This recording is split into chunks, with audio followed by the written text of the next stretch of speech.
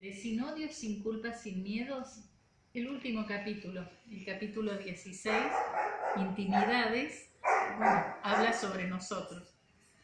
Las cosas que me sirvieron. Aclaro que es el único capítulo en el que no cuento con el apoyo de mi esposa Laura, ya que ella opina que es exponerme demasiado y sin sentido.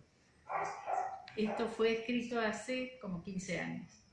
Mi opinión es que si a mí me ayudaron mucho, el hecho de contarlas puede servir a otros, lo cual es el objetivo de este libro. Para ser ordenado comienzo desde el principio. Cuando tenía 10 años de edad, vivía con mi familia en Metán, un pueblo de Salta. Una vida tranquila. Mis padres eran docentes, respetados en la sociedad, con un buen pasar. Un día estábamos sentados a la mesa comiendo cuando explotó la puerta de entrada de la casa. Ingresaron 4 o 5 policías armados. Nos gritaron que no nos moviéramos mientras revisaban toda la casa. Le mostraron a mi papá un papel donde se leía orden de allanamiento. Al rato se fueron, de la misma forma como vinieron. Mi madre trató de explicarnos a mis hermanas menores y a mí que buscaban a alguien y creían que se encontraba en nuestra casa. Tiempo después mi memoria no registra si fueron semanas o meses. Volvieron con una orden de arresto para mi padre y se lo llevaron esposado. Mi madre trató de explicarnos entre lágrimas, pero con mucha fortaleza, que mi padre, profesor de contabilidad, tenía ideas que no eran las mismas que las de la gente que estaba en el gobierno. Corría el año 72. Gobernaban los militares. Siguió una época donde mi abuela materna, la Lela Marta, se mudó desde Santiago del Estero a nuestra casa en Metán, mientras mi mamá recorría cárceles de Argentina, visitando y dando apoyo a mi papá. En el año 73, a mi padre lo liberaron, ya que no sabían por qué causa había estado preso. Comimos unos 10 o 15 asados de bienvenida. Volvieron a saludarnos aquellos que habían dejado de hacerlo. Cada vez saludaban más solemnemente, ya que le ofrecieron, y mi padre aceptó, ser candidato a diputado por la provincia de Salta. Hubo elecciones, ganó Cámpora, llegó Perón. Mi padre viajaba los lunes a la ciudad de Salta, volviendo los viernes al pueblo, para ponerse a atender la cola de gente que venía a pedirle favores. Mi abuela volvió a Santiago, mi madre se quedó en casa, bebió las hieles de las cárceles, pero no las mieles del éxito.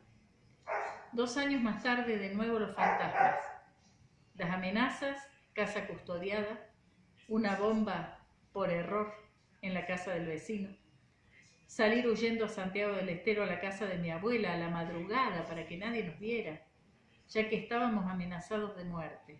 Mi madre, mis 2 hermanas y yo por un lado, mi padre a refugiarse al Chaco por el otro. Luego 2 bombas en nuestra casa de Metán. Surgió la posibilidad de irnos a Venezuela, pero mi padre no quiso, pues las cosas se estaban aplacando. Nosotros seguimos nuestra vida en Santiago del Estero, mi padre escondido en algún lugar del Chaco, de vez en cuando nos visitaba, pero con muchos miedos. Llegamos a 1976. Yo ya tenía 15 años, cuando me autorizan a ir a visitarlo a Roque Sáenz Peña, el Chaco, donde vivía en un hotelucho. Se mantenía con algún trabajo de contabilidad que le daban a algunos amigos que todavía le quedaban. No sé si desde su destierro seguía haciendo política. Creo que sí, porque era su esencia y literalmente entregó su vida por sus ideas. Creo que luchaba por un país libre e independiente con capacidad de discernir. Lo cierto es que una noche, mientras yo estaba en Pampa de los Guanacos, a pocos kilómetros de donde él vivía, había ido a cazar con un tío.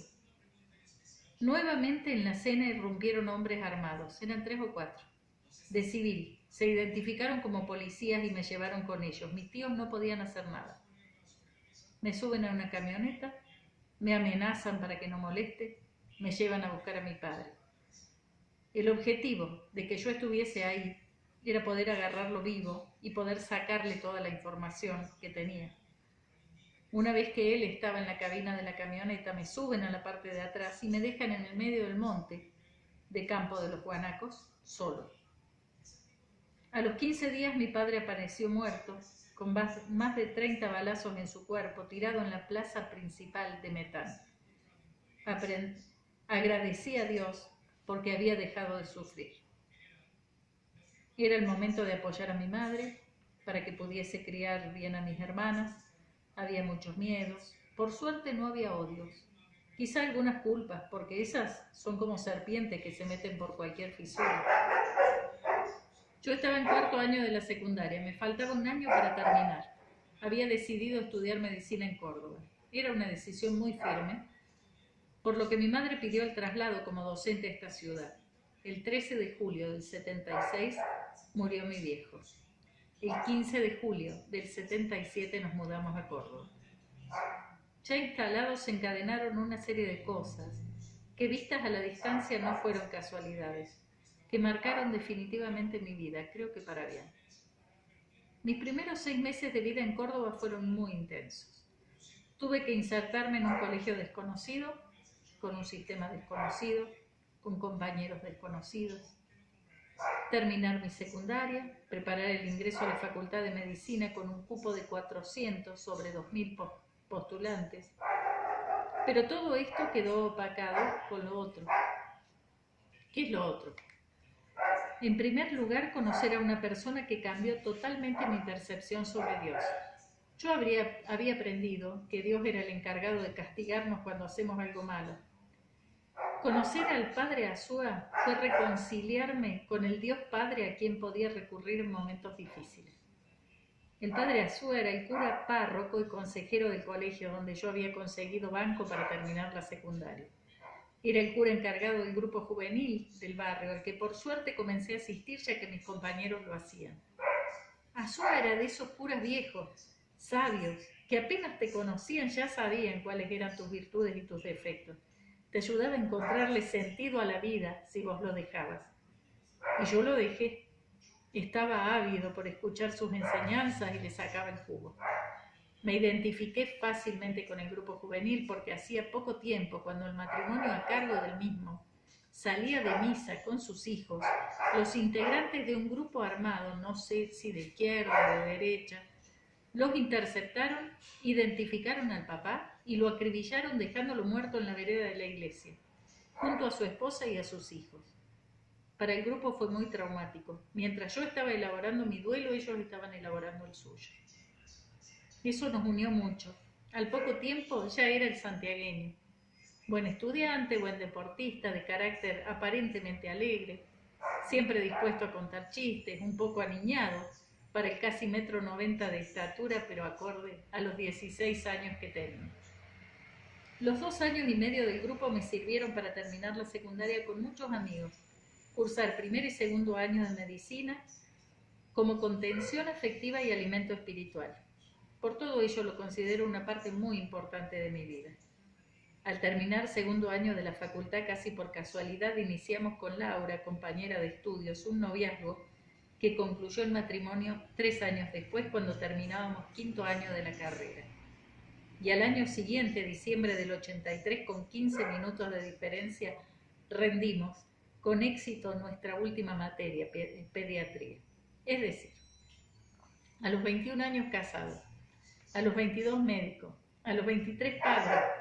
Gracias a Dios, porque si no venía el bebé, tenía que hacer el servicio militar 1 año y medio en Bahía Blanca. Esa fue la causa por la cual nos casamos 1 año antes de recibirnos. Hay una anécdota al respecto y fue una de las primeras cosas que me enseñaron cómo la mente influye sobre el cuerpo. Cuando terminamos la carrera, ya médicos, con 1 año de casados, estábamos listos para ser padres. Así lo planeamos, decidimos, con la soberbia de creernos saber todo sobre el cuerpo humano. Como si lo garantizara el título y el hecho de dar en la parroquia del barrio asesoramiento sobre métodos anticonceptivos y planificación familiar en los cursillos prematrimoniales. Pero por lo visto en los planes de Dios estaba enseñarme un poco de humildad. Primer mes de búsqueda del embarazo, nada, qué raro. Segundo mes, nada. Tercer mes, nada. Cuarto, quinto, sexto, ya con desesperación, mucha ansiedad. Nos comenzamos a preguntar qué pasaba. Aparte del hecho de no poder engendrar a nuestro hijo, se sumaba la pronta incorporación al servicio militar, cosa que ocurriría indefectiblemente en poco tiempo, lo que acarrearía estar lejos de Laura y me cortaría la residencia de cardiología. Todo esto nos llevó a consultar con un médico profesor nuestro. Mis estudios eran un desastre, prácticamente me desahuciaban como padre, no me quedaba otra que relajarme, preparar el viaje a Bahía Blanca y acordarme de Dios, por suerte. Al mes siguiente Laura quedaba embarazada. Ya sé, si uno fuera mal pensado diría algo de cambiar de gallo o algo por el estilo. Como no soy mal pensado pero me las aguanto, salí urgente a repetirme los estudios y oh sorpresa, todo estaba perfecto. El mismo laboratorio, el mismo médico que hace 2 meses atrás trataba de consolarme, me preguntaba qué tratamiento había hecho. Él no entendía nada, yo tenía 2 posibilidades. O se trataba de un milagro, o mi mente por la ansiedad y el miedo había bloqueado de alguna forma la producción de espermatozoides. No sé, de una u otra forma aprendí 2 cosas. Dios es una excelente opción para cuando las papas queman y para cuando no queman también. En segundo lugar, ojo con la mente. Juega un papel muy importante en las enfermedades y en las curas. Otra anécdota que me marcó fue al día siguiente de recibirme. Salí a hacer los trámites, papeleo, que son muchos.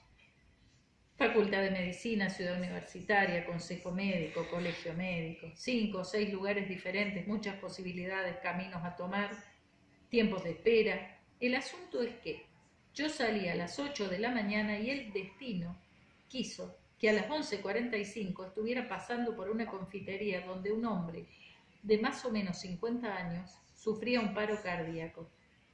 ¿Qué hacía yo? ¿Sabía y no sabía? Junté coraje, lo tiré al suelo, entre masaje cardíaco y respiración boca a boca mal hecha.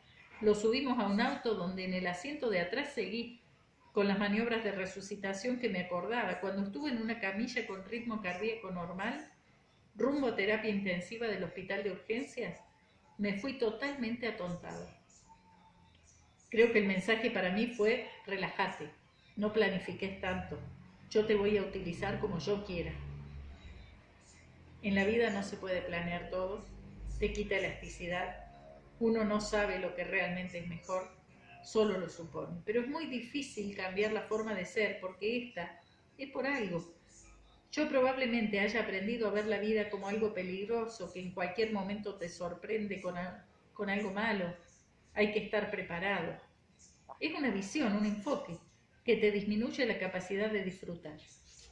Llevo 2 psicoterapias hechas porque no quería pasarles mis miedos a mis hijos, muchos libros leídos y todavía me cuesta relajarme y disfrutar cuando no hay problemas. Pero sigo en la lucha y pretendo mejorar. Tengo 4 hijos, mi esposa y yo somos médicos, dimos 15 años planificación familiar en el cursillo para novios de la parroquia de nuestro barrio y no pudimos planificar la venida de ninguno de nuestros 4 hijos. Y todavía sigo intentando aprender a decir que sea lo que Dios quiera.